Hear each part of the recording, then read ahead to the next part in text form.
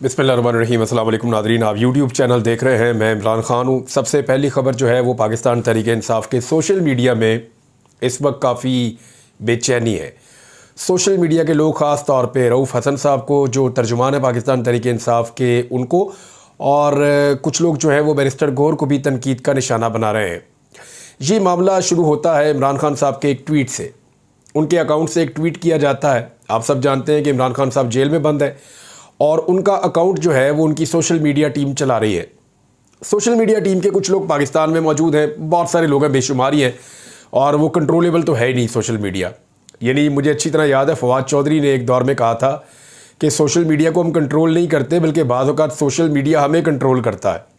Reason ये है कि नौजवानों की बहुत बड़ी तादाद है, उनकी उम्र जो है वो 18 साल से 30 साल 35 साल के बीच में है, और वो अपनी मर्ज़ी से लिखते हैं।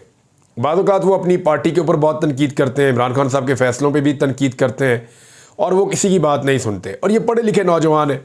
लेकिन जो इमरान खान साहब की अपनी सोशल मीडिया टीम है, एक्चुअली वो एक रिस्पॉन्सिबल टीम है, और वो इमरान खान साहब की मंशा के मुताबिक चीज़ों को करती है। अब इमरान खान साहब के अकाउंट से हदूद रहमान कमीशन की रिपोर्ट के बारे में जो एक वीडियो अपलोड हुई, उस वीडियो का जो आखिरी हिस्सा है उसमें आर्मी चीफ़ की फ़ोटो थी, जो मौजूदा आर्मी चीफ़ है। उसको लेकर बहुत हसास हो गया पूरा पाकिस्तान का सिस्टम। वो ये कह रहे हैं कि तकाबली जायज़ा अगर है तो क्या आप मौजूदा आर्मी चीफ़ को उस दौर के आर्मी चीफ़ के साथ मिला रहे हैं। यानी इरफान सिद्दीकी साहब का स्टेटमेंट है, वो मैं आपको बता देता हूँ। इरफान सिद्दीकी साहब जो हैं वो अपने स्टेटमेंट में ये फरमा रहे हैं कि पाकिस्तान तहरीक इंसाफ के बानी चेयरमैन इमरान खान साहब ख़ुद को शेख मुजीबुर रहमान और आर्मी चीफ़ को जो है वो जनरल याह्या कह रहे हैं। तो आज की मुफ्ती बानी कौन है, इस किस्म का उन्होंने सवाल उठाया हुआ है। देखिए, वैसे अगर देखा जाए तो हर दौर के हालात अलग होते हैं। 71 के हालात और तरह के थे, आज के हालात और तरह के हैं। तब इंडिया की इंटरफेरेंस थी, आज किसी और मुल्क की इंटरफेरेंस हो सकती है। इमरान खान साहब कहते हैं कि उनकी हुकूमत गिरने में अमेरिका की इंटरफेरेंस थी, और कुछ लोग ये कहते हैं कि आज जो पाकिस्तान तहरीक इंसाफ के लोग कह रहे हैं मौजूदा रियासती इदारे, या वो इल्ज़ाम लगाते हैं कि उनके पीछे कोई बैरून मुल्क का हाथ है। इवन इंडिया तक का नाम ले लिया जाता है। तो ये चीज़ें वक्त के साथ साथ चेंज होती हैं। सिनेरियोज़ में ये देखा जाता है कि माजी में जो गलतियां हमने की, क्या वो हम आज कर रहे हैं, ये बड़ा सवाल है। इरफान सिद्दीकी साहब जैसा जो पढ़ा लिखा आदमी है, जिन्होंने सारी ज़िंदगी जर्नलिज्म में गुजारी है, उनको कम से कम इस बात का आइडिया होना चाहिए था कि मुमासलत का मतलब क्या है। कि कोई मुक्ति बाणी तो दोबारा नहीं ढूंढनी ना। मुमासलत का मतलब यह है कि माजी में जो गलतियाँ हो गई, मुमासलत वो इस चीज़ में बता रहे हैं कि माजी में इलेक्शन में मैंडेट था एक पार्टी का, वो दूसरी पार्टी को मिल गया, उसका पाकिस्तान को नुकसान हुआ। आज भी वो ये कह रहे हैं कि मैंडेट था एक पार्टी का, वो बाकी पार्टियों को मिल गया, उसका भी पाकिस्तान को नुकसान हो सकता है। तो वो उन चीज़ों को इकट्ठा करके कहना चाह रहे हैं। हाँ, प्रेजेंटेशन के ऊपर बात की जा सकती है कि जो चीज़ उन्होंने की, और इसी के ऊपर एक्चुअली पूछा जा रहा है। जो रऊफ़ हसन साहब हैं वो थोड़े डिफेंसिव नज़र आए। काशिफ अब्बासी साहब के साथ वो इंटरव्यू कर रहे थे, उसमें बैरिस्टर गौहर और इनके हवाले से कुछ खबरें शाया हुई हैं अखबारात में। तस्दीक तो दोनों साहिबान ने नहीं की, वो बताएंगे। लेकिन रऊफ़ हसन साहब ने टीवी चैनल के साथ जब बात की तो उसमें कुछ वो डिफेंसिव थे सोशल मीडिया की पॉलिसी को, या सोशल मीडिया की पोस्ट जो पाकिस्तान तहरीक इंसाफ की होती है, ख़ासतौर पर बानी चेयरमैन इमरान खान साहब के हवाले से, वो थोड़ा सा बैक फुट पर नज़र आए रऊफ़ हसन साहब। तो फिर पाकिस्तान तहरीक इंसाफ का सोशल मीडिया आप जानते हैं अच्छी तरह, उन्होंने फिर उनके ऊपर सख्त जुमले भी बोले, उनका एहतसाब शुरू कर दिया। अब जो खबर है वो ये कह रही है कि FIA को जो स्टेटमेंट दिया है उसमें बैरिस्टर गौहर साहब ने भी कहा है कि अदम इत्तफाक किया है वीडियो अपलोड करने के ख्याल से, और तस्दीक की है कि दो लोगों का उन्होंने नाम लिया, एक जबरान अलियास साहब जो अमेरिका में है, और एक अज़हर मशवानी साहब जो भी पाकिस्तान में मौजूद नहीं है। इन दोनों के बारे में कहा गया कि ये बाहर से अकाउंट चलाते हैं, पाकिस्तान के बाहर से। अब पता नहीं बैरिस्टर गौहर साहब ने ये स्टेटमेंट दिया है या फिर FIA के सोर्सेज ने ये स्टेटमेंट जो है वो पाकिस्तान के मीडिया को दे दिया है। लेकिन ये बात जानते हैं सब लोग कि जबरान अलियास साहब हों या अज़हर मशवानी साहब हों, वो पाकिस्तान तहरीक इंसाफ के वो बड़े वफ़ादार कारकुन हैं, और इमरान खान साहब के बड़े करीबी लोगों में से एक हैं। और ये पाकिस्तान तहरीक इंसाफ के सोशल मीडिया में बहुत ठीक ठाक इन्फ्लुएंस भी रखते हैं। अब सोशल मीडिया के लोग कह रहे हैं जी हमने जो किया वो हमने ठीक किया, और दूसरी तरफ जो है वो पार्टी की क़यादत कह रही है वो अपने आप को इससे कोई डिस्टेंस कर रही है। इससे एक सिचुएशन क्रिएट हो रही है। ज़्यादा तनकीद एक बात पर हो रही है, और मैं चाहता हूँ उस पर थोड़ी सी बात हो जाए। काशिफ अब्बासी साहब ने एक बात पूछी, उन्होंने कहा जी पाकिस्तान के अंदर जो लोग रहते हैं उनको फेस करना पड़ता है, यानी आपके मुंह पे भी एक निशान है, वो रऊफ हसन साहब को, और जो लोग पाकिस्तान से बाहर मौजूद हैं उनको ये फेस नहीं करना पड़ता। तो दोनों के लिखने और बोलने में फ़र्क हो सकता है, ये बात बिल्कुल ठीक है। देखें, इसको अगर आप एक एंगल से और ले कि जो लोग हमारे दोस्त, जानने वाले या पॉलिटिकल पार्टी के लोग जो पाकिस्तान से बाहर चले गए, एक दौर में PMLN के भी कुछ लोग पाकिस्तान से बाहर चले गए थे, पीपल्स पार्टी के कुछ लोग भी पाकिस्तान से बाहर चले गए थे। तो जब लोग पाकिस्तान से बाहर चले जाते हैं तो उसका मकसद क्या होता है? एक्चुअली वो पाकिस्तान में बोल नहीं पा रहे होते, पाकिस्तान में अपनी बात सामने रख नहीं पा रहे होते, और अगर वो बात करते हैं तो फिर उसके कॉन्सिक्वेंसेस होते हैं, उसके नताइज होते हैं पाकिस्तान में। तो बहुत मुश्किल होता है पाकिस्तान में खड़े होकर बात करना। यानी पाकिस्तान से बाहर अगर आप मौजूद हैं और आप इमरान खान के सबसे बड़े मुखालिफ को आप वहाँ पे मुर्दाबाद कह देते हैं, तो पाकिस्तान में अगर कोई आदमी इमरान खान जिंदाबाद कह देता है तो ये एक बराबर है। यानी आप पाकिस्तान के अंदर 2-3 लेवल पे जाके बात कर देना वो बहुत मुश्किल है, वो बहुत बड़ी बात है। लेकिन जो पाकिस्तान से बाहर रहते हैं उनकी मुश्किलात और तरह की बहुत सारी है। यानी पाकिस्तान से बाहर हैं, अपने घर से बाहर हैं, अपने रिश्तेदारों से बाहर हैं, अपनी सरजमीन से दूर हैं, फिर उनके माली मामलात भी होते हैं, लाइफ गुजारना भी मुश्किल होता है, एक नई जगह पे जाके अपने आप को एडजस्ट करना, दिल भी नहीं लगता, तकलीफ भी होती है। वो सारी तकालीफ वो बर्दाश्त करते हैं, बात बिल्कुल ठीक है। लेकिन वहाँ पे अगर वो किसी डेमोक्रेटिक कंट्री में मौजूद हैं तो उनकी जान को, उनके माल को, उनकी ज़िंदगी को उस तरह ख़तरा नहीं होता जैसे पाकिस्तान में होता है। यहाँ पे बंदा गिरफ्तार भी हो सकता है, यहाँ पे टॉर्चर भी हो सकता है, बंदे को गायब भी किया जा सकता है, बंदे को ज़ख्मी किया जा सकता है, बंदा मौत के मुँह में जा सकता है। तो ये एक फ़र्क है जिसको थोड़ा सा अगर अंडरस्टैंड करेंगे ना सारे लोग, तो आपस में उनकी लड़ाई के इम्कानात कम हो जाएंगे। स्पेशली जो लोग पाकिस्तान से बाहर रहते हैं उनके दिमाग में ये बात आती है और वो ये गिला भी करते हैं कि पाकिस्तान में मौजूद लोग जो है वो अपनी इंटेंसिटी क्यों नहीं बढ़ा रहे, और ज़्यादा बात करें और ज़्यादा बात करें। तो पाकिस्तान में जो लोग रहते हैं उनसे आप पूछें वो बेचारे फिर कैसे बात कर रहे होते हैं और किस तकलीफ़ से गुजर रहे होते हैं। वो तकालीफ पाकिस्तान में बेशुमार लोगों ने बर्दाश्त की। अब सबकी एक जैसी कैपेसिटी नहीं होती, कोई थोड़ा ज़्यादा बर्दाश्त कर लेता है, कोई थोड़ा कम बर्दाश्त कर लेता है, लेकिन हर एक ने कुछ ना कुछ बर्दाश्त किया है। और जो लोग ओवरसीज़ हैं या पाकिस्तान से बाहर रहते हैं ना, अब उनके ऊपर कोई तनकीद नहीं है, कोई तनकीद नहीं है। पाकिस्तान के लिए उनका दिल धड़कता है, वो इंतहाई काबिल एहतराम है। लेकिन उनको ये समझना पड़ेगा कि जो लोग पाकिस्तान में रहते हैं उनके लिए वो बात करना थोड़ा सा मुश्किल रहता है जो वो लोग बाहर बैठ के कर लेते हैं नॉर्मली।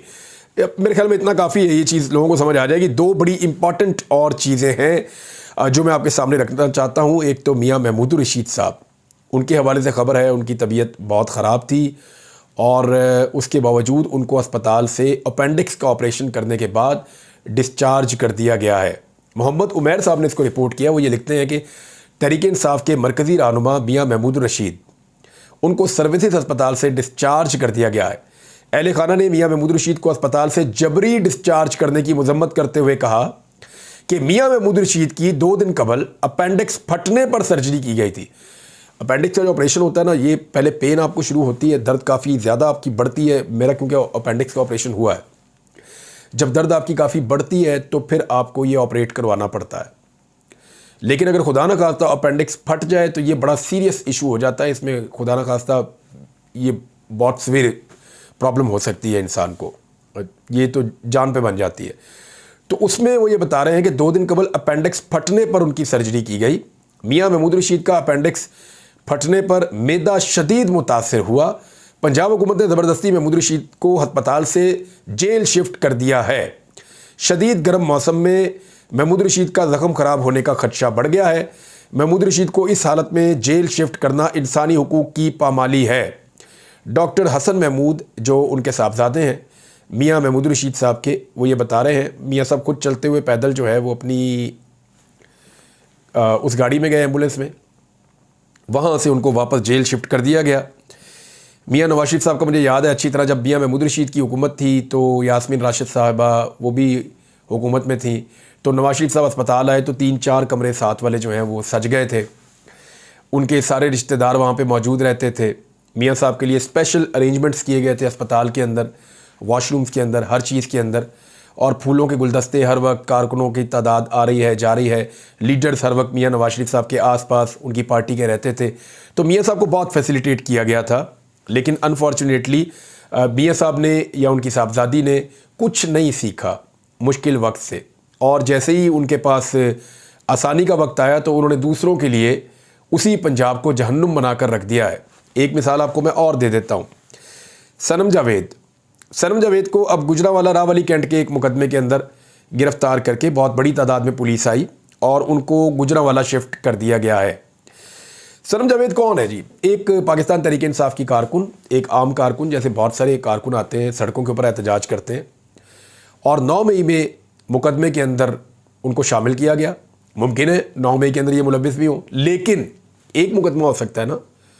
अब 5-6 शहरों के अंदर, मियांवाली के अंदर, सरगोदा के अंदर, मियांवाली में भी 3 अलग अलग मुकामात पे, सरगोदा के अंदर, फिर गुजरांवाला के अंदर, और फिर अब ये लाहौर के अंदर, तो जगह जगह तो मुकदमात में उनको मुलविस नहीं किया जा सकता ना।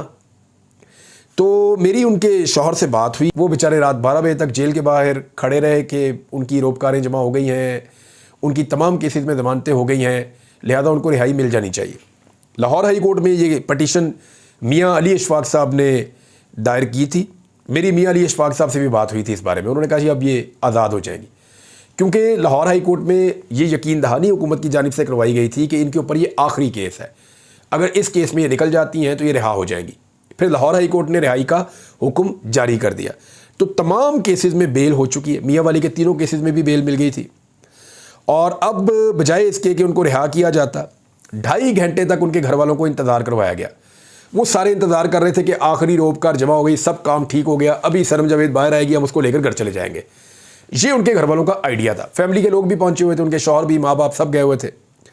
लेकिन फिर अचानक हुआ ये कि गुजरांवाला की पुलिस पहुंची बहुत बड़ी तादाद में। उन्होंने जेल के बाहर एक घेरा बनाया और सनम जावेद को गुजरांवाला पुलिस के हवाले कर दिया गया, और 1 दिन का राहदारी रिमांड सनम जावेद का दे दिया गया। गुजरांवाला रावली कैंट में जो मुकदमा है उसमें 51 लोगों को 5 साल की सज़ा पहले सुनाई गई है, और इस मुकदमे में अब डाल दिया गया है सनम जावेद को। आलिया हमदा साहिबा भी इसी सूरत से गुजर रही हैं, यास्मीन राशिद साहिबा भी इसी सूरत से गुजर रही हैं। देखिए, जो 9 मई का मुकदमा है, जो जेन्युइन मुकदमा है, उनमें तो जो लोग मुलविस हैं उनको सज़ा तो मिलनी चाहिए। इमरान खान साहब भी ये कहते हैं, सारी पार्टी उनकी ये कहती है। लेकिन उसके बहाने पंजाब हुकूमत जिस किस्म की अब सियासत कर रही है, जिस तरह लोगों को दबा रही है, दीवार के साथ लगा रही है, ये वो अपने सियासी मकसद के लिए कर रहे हैं, और इससे नुकसान पहुंचेगा उल्टा उन मुकदमों को जिनको सही तरीके से चलाया जाना चाहिए था। बहरहाल सनम जावेद ने बड़ी हिम्मत दिखाई, और आज फिर उनकी जो तस्वीरें और वीडियोज़ आई वो मुस्कुराते हुए और हंसते हुए आई। उन्होंने कहा जी फैसलाबाद हो, गुजरांवाला हो, कोई बात नहीं, सब अपने इलाके। और हम हमेशा से सुनते थे एक निहत्ती लड़की के बारे में, ये नारे हम सुन रहे हैं 90 की दहाई से। तो एक्चुअली जो निहत्ती लड़की हमने देखी है ना, बेनज़ीर भुट्टो साहिबा भी बहुत मजबूत खातून थी, लेकिन उनके पीछे एक बहुत बड़ी पॉलिटिकल फोर्स थी, वो लीडर थी बहुत बड़ी, आलमी सतह पे उनके लिए आवाज़ें उठती थी, तो वो उनके पीछे एक बड़ी सपोर्ट थी, एस्टेब्लिशमेंट में भी उनकी सपोर्ट थी। फिर मरीम नवाज़ के बारे में कहा जाए तो वो आपको पता ही है सपोर्ट किस नौइयत की थी। लेकिन अगर आप एक्चुअल कहें कि कोई निहत्ती लड़की, तो मुझे वो जो दिखाई दिया वो ये, आज मुझे ऐसा लगा कि ये नारा इस लड़की के लिए बना है या इन खवातीन के लिए बना है जो अब जेलों के अंदर बंद हैं। तो बड़ा अनफॉर्चुनेट है, बार बार ज़्यादती, बार बार जुल्म, और फिर जुल्म के ऊपर फिर जुल्म। तो इसका सिलसिला रुकना चाहिए। रियासत को मेरे ख्याल में अब रास्ता निकालना चाहिए, पाकिस्तानियों के साथ मामलात को आगे बढ़ाना चाहिए। हाँ, जिसका जितना जुर्म है उतनी सज़ा उसके लिए होनी चाहिए, ताकि आइंदा वो जुर्म ना करे। फजलुर रहमान साहब के बारे में एक बहुत बड़ी खबर मुझे पता चली, नाज़रीन आपके साथ शेयर कर देता हूँ मैं। मौलाना फजलुर रहमान साहब को ज़्यादा सीटें क्यों नहीं मिली, ये सवाल मेरे दिमाग में बड़े अरसे से आ रहा था, और अब मैं आपको देने वाला हूँ पक्की खबर कि उन्हें ज़्यादा सीटें क्यों नहीं मिली। और फजलुर रहमान साहब को भी इस बात का आइडिया हो गया है। ये इन्फॉर्मेशन उनके पास एग्जैक्ट नहीं है, लेकिन फजलुर रहमान साहब इस वीलॉग को सुनने के बाद इसको कंफर्म कर सकते हैं कि उनके साथ हाथ एक्चुअली किया किसने है। यानी मुझे समझ नहीं आती थी कि फजलुर रहमान साहब पीडीएम के सदर, सबसे ज़्यादा काम पीडीएम के सदर ने किया था ना, जो एक अलायंस बना हुआ था उसके जो सदर थे वो फजलुर रहमान साहब थे। पीएमएलएन, पीपल्स पार्टी, एमकेएम, बाकी सारे उसका हिस्सा बने थे। तो 13 जमाती इत्तेहाद में नंबर 1 पे फजलुर रहमान साहब खुद थे। तो फजलुर रहमान साहब को तो एक अच्छा शेयर मिलना चाहिए था उनकी खिदमात के एतराफ़ में। तो फजलुर रहमान साहब को एक अच्छा और बड़ा शेयर क्यों नहीं मिला? फ़र्ज़ करें जितनी सीटें उनकी पहले थी उससे दुगनी तो होनी चाहिए थी। दुगनी ना होती तो कोई 50% और बढ़ जाती, कुछ उनको ज़्यादा मिल जाता, लेकिन मिला नहीं। ये बात हजम नहीं हो रही थी, समझ नहीं आ रही थी। तो अब मेरे एक सोर्स ने मुझे सारी इन्फॉर्मेशन दी और हुआ ये था कि मियां नवाज शरीफ साहब ने जब इलेक्शन होने वाले थे 2024 के 8 फरवरी को, उससे पहले ये मुतालबा सामने रख दिया था कि मुझे हुकूमत में फजलुर रहमान नहीं चाहिए। और ये मुतालबा जो है वो हिला देने वाला मुतालबा था कि भाई फजलुर रहमान साहब को इन्होंने लीडर बनाया हुआ है, उन्हें हर चीज़ में आगे किया हुआ है, उनके बच्चों को ये एहतजाज में इस्तेमाल करते हैं, मदारस से वो तलबा को लेकर आते हैं, उनकी अपनी जो फॉलोइंग है फजलुर रहमान साहब की अपनी, वो उसको भी निकाल कर इस्तेमाल करते हैं। इनके पल्ले तो कुछ नहीं था। आज उसी फजलुर रहमान को नवाज शरीफ साहब ऐसा क्यों कह रहे हैं? तो मियाँ साहब ने बड़ा क्लियरली और कैटेगोरिकली कहा कि भाई इलेक्शन के इस सौदे में मुझे फजलुर रहमान नहीं चाहिए, मैं उनसे इंडिपेंडेंट हुकूमत बनाना चाहता हूं। अब उसके रीजंस मैं आपको देता हूं। फजलुर रहमान साहब के जो वज़रा है ना, उन्होंने पीडीएम की जो सरकार है, इसमें पीडीएम के अपने लोगों ने बताया, जो वज़रा थे शहबाज शरीफ के अंडर काम कर रहे थे, जब पीडीएम की हुकूमत इमरान खान की हुकूमत गिराकर बनी थी ना, तो उस वक्त जो वज़रा काम कर रहे थे पीएमएलएन के और पीपल्स पार्टी के, उन्होंने ये पोल खोला है। उन्होंने कहा कि फजलुर रहमान साहब की पार्टी के वज़रा इस तरीके से काम कर रहे थे कि जैसे आज वजारत का आखिरी दिन है। बाकी आप समझदार हैं कि इनसे ज़्यादा किसी ने हाथ नहीं मारा। ये बात पीएमएलएन और पीपल्स पार्टी के साबिक वज़रा, जो पीडीएम के पहले दौर में इमरान खान की हुकूमत गिरने के बाद जो बना था, उस वक्त जो वज़रा थे और जो उस वक्त हुकूमत के अंदर लोग मौजूद थे, वो ये कंफर्म करते हैं कि फजलुर रहमान साहब के जो वज़रा थे उन्होंने बहुत तबाही फेरी। तबाही तो सारी फेरते, लेकिन उन्होंने बहुत तबाही फेरी। इस पे मियां नवाज शरीफ साहब और पीएमएलएन की क़यादत खाइफ थी। उन्हें लगा कि अगर डिलीवर करना है या आगे बढ़ना है तो फजलुर रहमान साहब से जान छुड़वानी पड़ेगी, हमें फजलुर रहमान साहब के बगैर हुकूमत बनानी होगी, कुछ भी करके। तो इसलिए फजलुर रहमान साहब को उनका वो शेयर नहीं मिला। और ये बात पहले से तय हो चुकी थी कि फजलुर रहमान साहब को जो एक मैंडेट के ऊपर डाका डल रहा है पाकिस्तान तहरीक इंसाफ के, उसमें से फजलुर रहमान साहब को शेयर नहीं मिलेगा। हाँ, पीपल्स पार्टी को मिल जाएगा, एमक्यूएम को मिल जाएगा, पीएमएलएन को मिल जाएगा, और वो मिला भी, आपने देखा फॉर्म 47 के मुताबिक। लेकिन फजलुर रहमान साहब को शेयर नहीं मिला। अब फजलुर रहमान साहब कंफर्म कर लें कि उनको जो शेयर मिलना था या उनको जो इजाफी नशिस्तें मिलनी थी पाकिस्तान तहरीक इंसाफ को डैमेज करके, वो ना मिलने के पीछे मेन शख्सियत कौन थी। फजलुर रहमान साहब को बहुत जल्द इसका अंदाज़ा हो जाएगा कि उसके पीछे मियां नवाज शरीफ थे, जिन्होंने फजलुर रहमान साहब के बगैर हुकूमत में जाने का मुतालबा किया था, क्योंकि वो फजलुर रहमान साहब की बैसाखी नहीं पकड़ना चाहते थे। उन्हें आइडिया था कि इनके साथ चलना मुश्किल होगा। और भी चीज़ें बताता हूँ बाद में। अब तक के लिए इतना ही। अपना ख्याल रखिएगा, अपने इस चैनल का भी। अल्लाह हाफ़िज़।